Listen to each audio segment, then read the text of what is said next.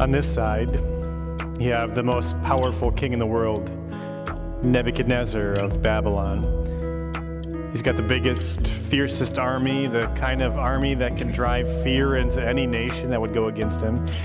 He's got all the power, all the money that he would need to drive fear into the heart of anyone who would oppose him.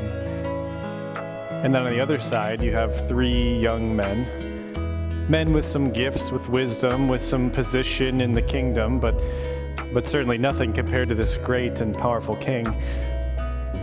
And those three young men had brought the king into a rage. See, they refused to worship the giant golden statue that he had built. They refused to worship his gods. And so in his anger and his rage, he sentenced them to a fiery death by incineration in a big heated furnace. Who has the power?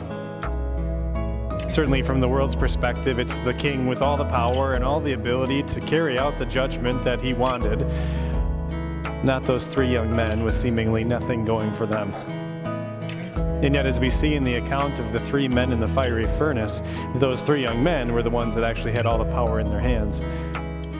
How?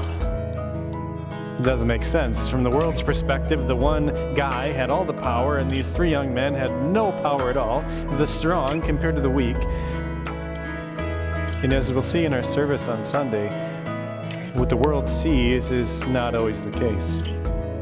Because God has made it so this world gets turned upside down. The things that we think we know, well, God shows us that we really don't know anything at all.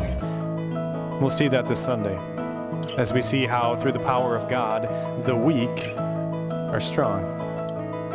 We'll see you here in God's house at Victory this Sunday. Services at 8 a.m. and 10:30 a.m. We'll see you soon. God bless your day.